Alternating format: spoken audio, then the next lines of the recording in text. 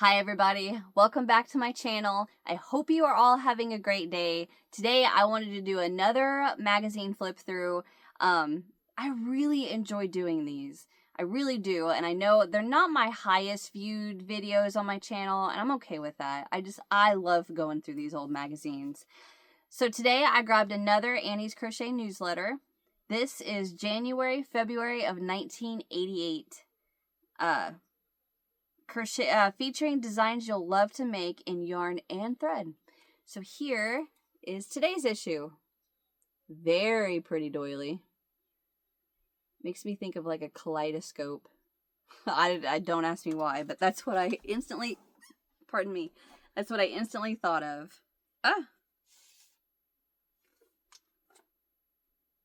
Uh-oh. Oh, okay. This was just an insert. I thought this was pages that came out of the magazine. I was like, oh no, that's not cool. Okay. So anyway, let's get started. Like I said, this is January and February of 1988. We have a stunning, absolutely stunning shell blanket and pillow set. Creates a scalloped edge. Yeah. Anyway, oh my gosh. Let me read the little write-up for it. It says, the challenge and satisfaction of making something without a pattern prompts Diana Nelson of Illinois into designing. One idea seems to lead to another, confesses this homemaker and mother of four. Diana collects old crochet books and has some dating back to the early 1900s. Me too. Look at this. This is so pretty. Things like this aggravate me that I don't think of this in my head first to make for my channel. Because it's like, I could have done that. But look at that. Isn't that pretty?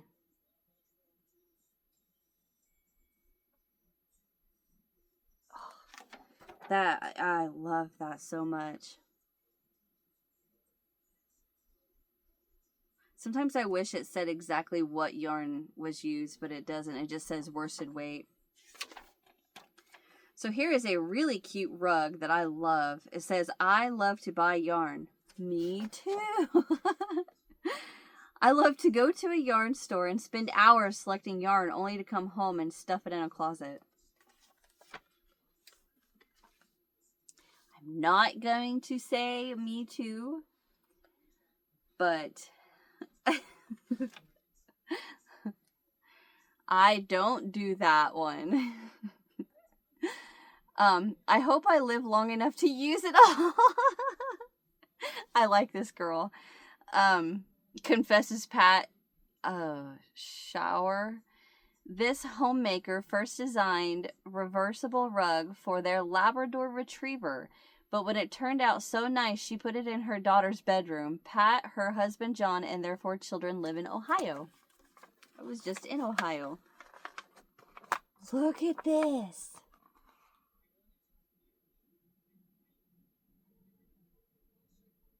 So I don't know why. I don't know if this was something that my grandma did when I was a kid. Just to say this real quick, I don't want to explain, but when my twin sister and I were younger, we didn't live with my mom and my dad. We lived with my my dad's mom, my grandma, and that she was our mom, right? Mom and dad were separated. Big old long story. Anywho, so, but I think I remember maybe grandma had a rug in front of her recliner, her chair. I don't know. Anyway, the reason I'm bringing it up is because I have a rug in front of my chair, my big old recliner. And, man, I really want that in front of my recliner. Like, that is nice. So I wonder, okay, so it's that Aunt Lydia's heavy rug yarn. It says 250 yards, various DK and, dark and light colors with a minimum of 7 yards each color, 45 yards. And then she just finished and ended in black. That's pretty cool. I really like that. All right. Okay. So we have the questions in a different spot, this one, and we have more than 2. All right, so we have question number 1. I recently found some yarn I liked for a project. My pattern calls for 21 ounces of sport yarn. The yarn I like is in grams. What is a gram and how do I convert this when I buy yarn? Some of these questions sometimes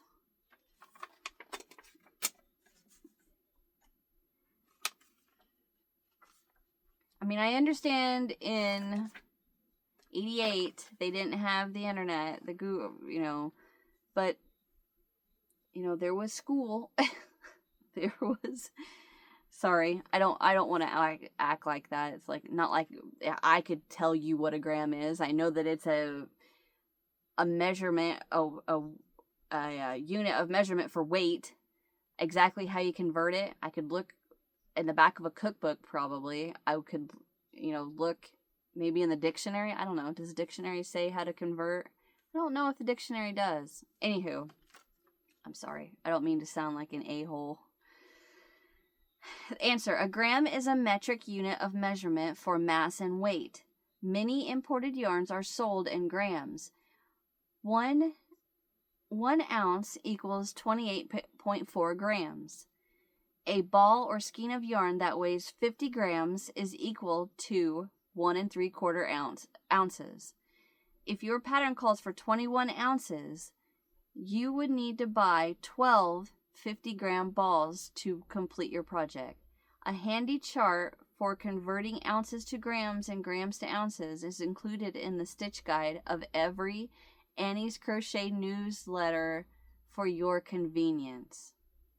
What?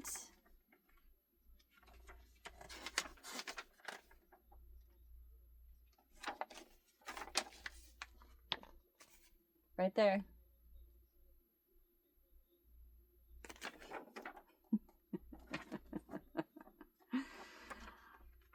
I love learning things. Okay. I dearly love your patterns with instructions for several sizes, but sometimes find I have worked the instructions for the wrong size. That means I have to rip back and repeat the pattern for the size I want. What do I do to make it easier to follow Use a highlighter. Why do you need to write into a magazine to ask that question? Use a highlighter. Circle it. Use a crayon. Make it easier to follow the instructions for the size I am making. Answer. When you decide what size you want to make, go through the pattern and highlight or underline the finished size and all of the instructions for that size in the same color. You can tell at a glance what size you are making and the instructions you need to follow. There are several types and colors of highlighters available at variety or stationery stores. What's a variety store? I've never heard of that. A variety store? Obviously, I would just, by the name, guess that means a store that has a variety of items in it, but I never heard of that variety store. Available at variety or stationery stores that are ideal for this purpose. Okay. Let me just say that again. I don't mean to sound facetious. Does that word fit there? Facetious. It's just like, come on. Did you really have to write into a magazine to get that? Next question. I love working the Afghan stitch, but would like to learn how to make shaped items using the stitch. How do you increase and decrease in the Afghan stitch? That's a cool question. I've never thought of that. So Afghan stitch, Tunisian. for those of you that didn't know, I have got this very bad habit that I automatically assume that everybody knows what I'm talking about. And I'm trying not to do that. What I meant to say was that for those of you that don't know, when you read something that says the Afghan stitch and the Tunisian crochet, it's the same thing. To increase in the first stitch of the row, insert your hook under the first vertical bar, yarn over, pull up a loop. To increase within a row, insert your hook under the next horizontal bar, yarn over, pull up a loop, which work stitches off same as usual.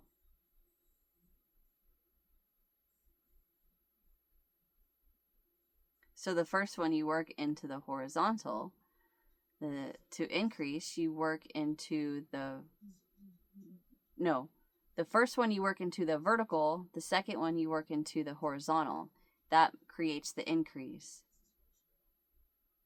So they have a little diagram, and I'm going to get close to show you what I'm talking about. Let's see if I can show you this. Focus on here. Okay, so see your little vertical bars, and then your horizontal bar going this way. So when you first start, insert your hook into the vertical bar, the vertical bars, work your stitch, and then to increase, you go into the horizontal bar. Interesting. To decrease, insert hook under the next two vertical bars, yarn over, and pull through both bars. Cool. Okay, next question, and I believe it's the last one.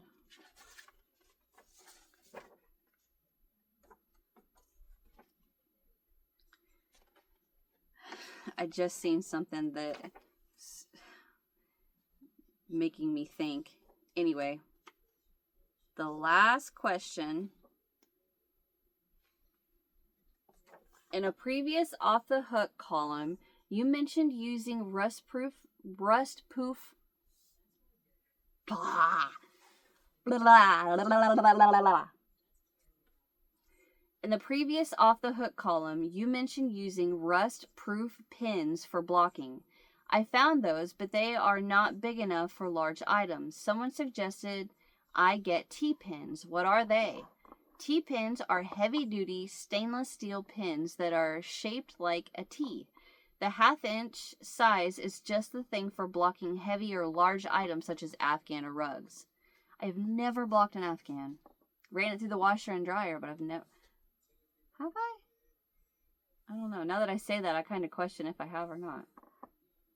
They are often used in macrame or for braiding rugs. When you make stuffed animals or dolls, you can arrange the pieces and use T-pins to hold them in place to get just the effect you want before you sew them together.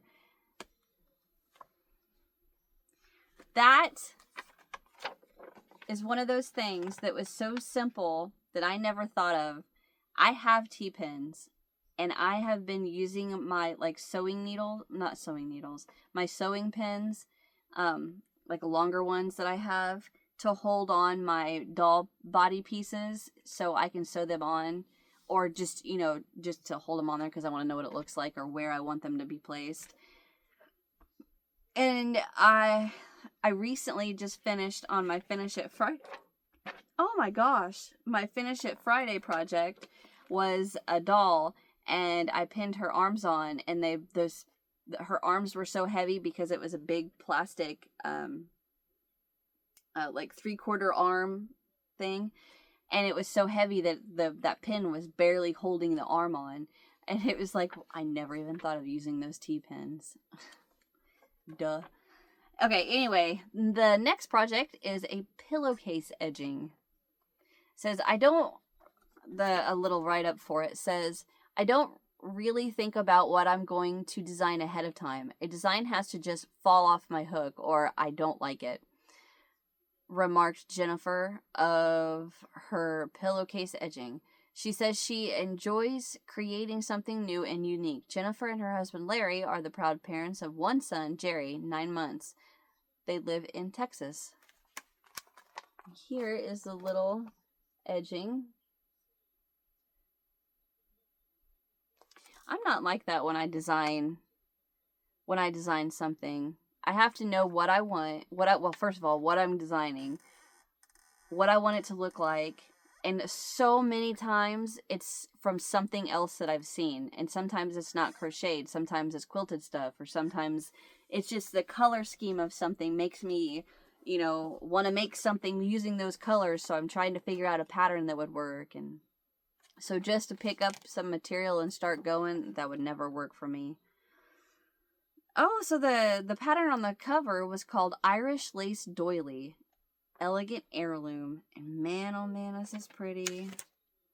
The write-up says, Dot Drake of New Mexico collects old Irish crochet lace, and her love for the art challenged her to attempt some of the intricate stitches and motifs found in her Irish lace doily design. The former English teacher and magazine writer says she loves the visual creativity she finds in crochet design. Couldn't get that out very easily. Did my lights just flash? If it didn't, I just now noticed that one of my ring lights is half out. But here, look at that.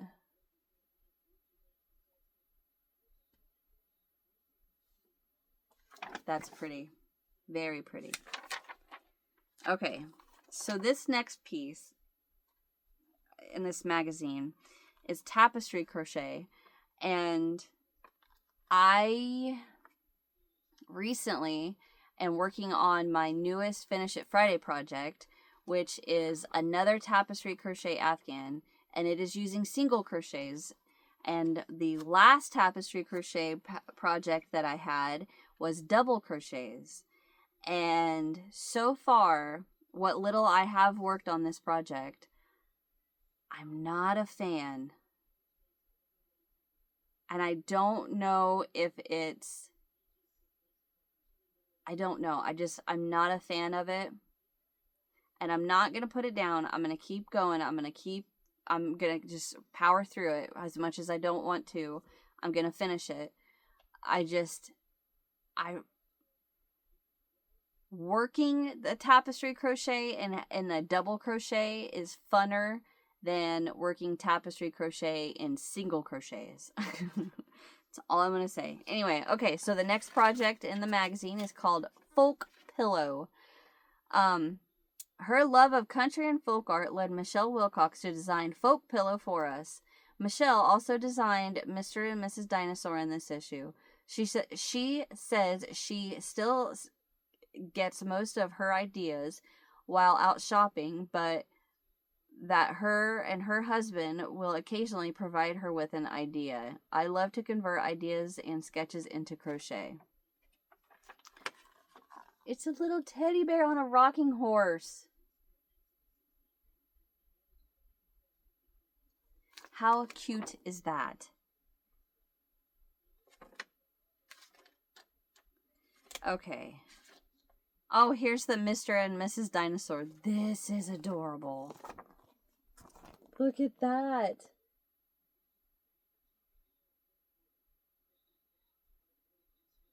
And their necks are tied together with the pink and green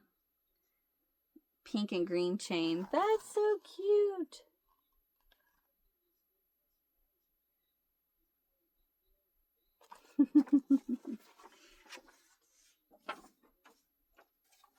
All right.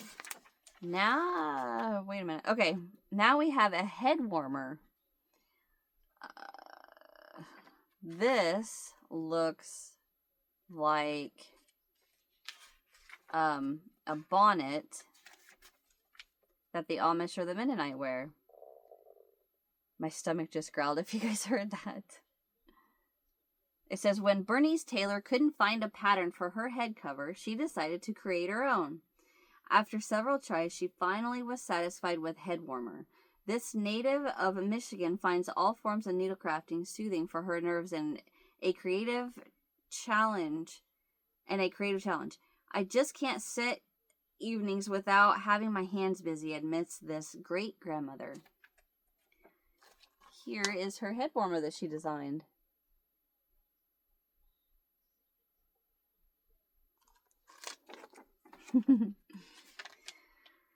Here's a placemat set. This is cute. Oh, I really like that. I don't see a write-up for it, but look.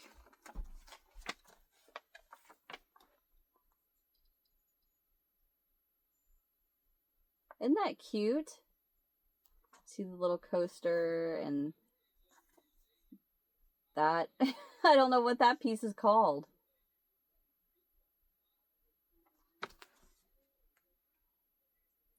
It says placemat, hot pad, and coaster. Okay, so it's a hot pad. All right, so the next set is a kitchen set too. And this looks super adorable. This is a apron, a toaster cover, and a napkin holder. It says Linda Murray of Illinois designed placemat set and matching kitchen set for her kitchen and then sent us the blue flowered patterns. This homemaker and mother of two says these designs are her crochet adaptation of huck weaving. Linda says she has been needlecrafting as long as she can remember. She has had many of her fashion doll designs published by Annie. What on earth is huck weaving? Here are the napkin holder, the cover, and the apron. What was the cover? What did I say that was? Toaster cover.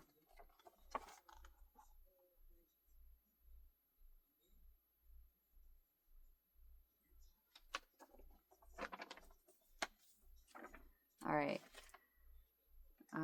So we got pattern. Oh, look at this. A little scarf and mitten set. Keep kids cozy. Sandy Dye of Pennsylvania designed scarf and mittens for her grandchildren.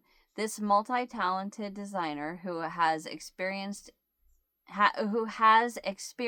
in retailing, freelance writing, publishing, consulting, and marketing her own craft kits, is also a craft instructor. Her hobbies include swimming, tennis, and creative cooking. Wow. Here is her scarf and mitten set.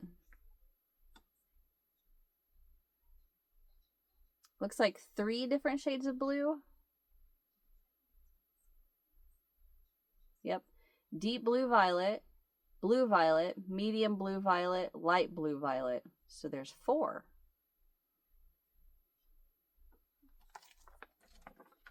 Very cute. Oh, wow. His and her sweaters. Crocheting is relaxing and is my therapy, writes Natalie Baker of Illinois. Natalie says her mother taught her to single and double crochet when she was 9, but she really didn't do much until she was 20 when she began teaching herself other stitches. Now she's a crochet instructor.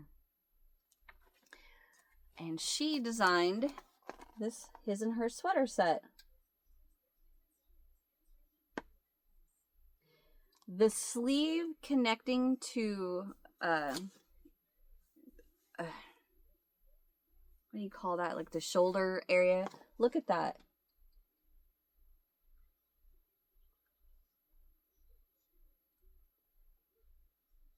I have to say, I'm not a fan of that. It's very odd looking. It takes away from the design.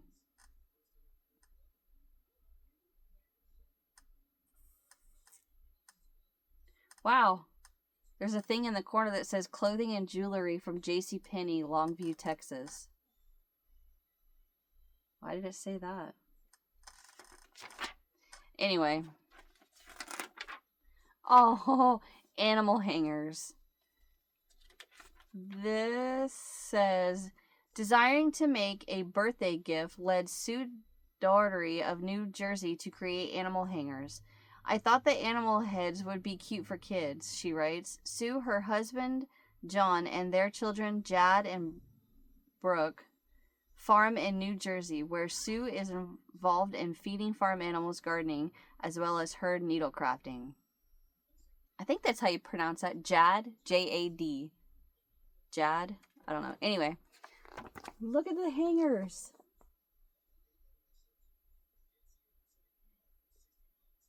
To me, that's super cute, and that would make me think, getting kids involved with hanging their coat up when they come home from school or something, because they get to grab the cute hanger.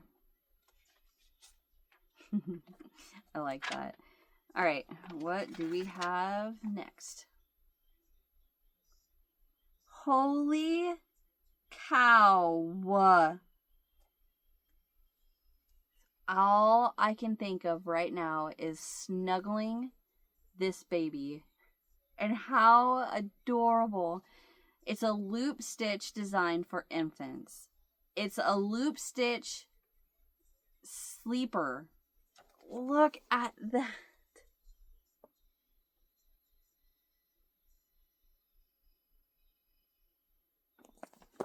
I would just lay the baby on your lap and just go.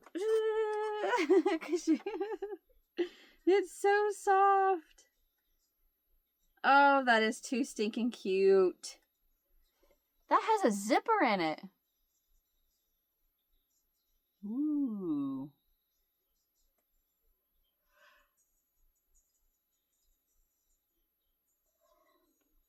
That came out of nowhere. Sorry about that. I just yawned. How did they work that? Or they probably just sewed it to the zipper. They probably didn't crochet into the zipper.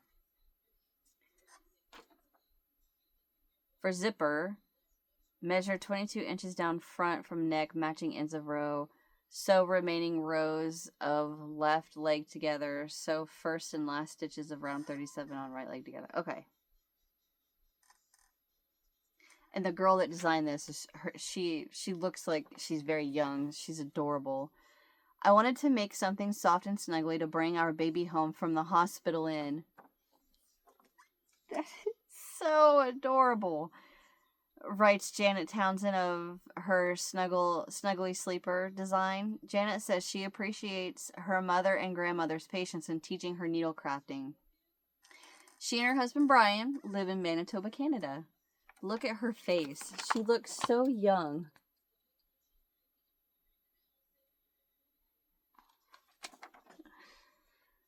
All right, now we have a dishcloth. Very pretty. There's no write-up about it, but it's very cute. Looks like 2 strands held together, I would guess. Aunt Lydia's size 10 each shade of... Yeah, you're holding 1 strand of variegated and 1 strand of white. Cool. So we got some booties.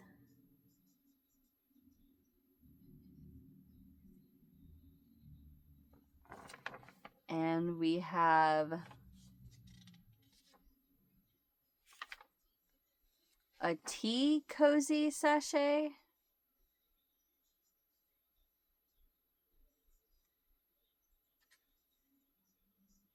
You don't put that in your hot water, do you?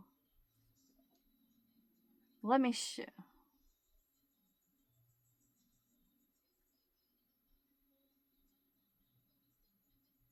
No, it says potpourri. Okay, because this is the pattern. But to me, that looks like the metal mesh thing that you put your tea leaves in and then you steep that in your hot water. And I was like, surely you're not putting that in your tea, right? But in the finishing part, it says place potpourri, so that that's not tea. All right, well, that is the end of another adorable magazine, Annie's Crochet Newsletter magazine. I love these. These are probably my favorites, Annie's newsletter, or Annie's Crochet magazines. I think they're so stinking cute. And I want a loopy sleeper, a loop stitch sleeper just so I can snuggle a baby in that. On the back, it has the sleeper on a baby doll. Oh, could you imagine? All right. I'm being funny. Anywho, thank you guys for watching. Hit that thumbs up if you enjoyed. Subscribe if you haven't so you don't miss what's next. And I will see you guys in the next one. Bye.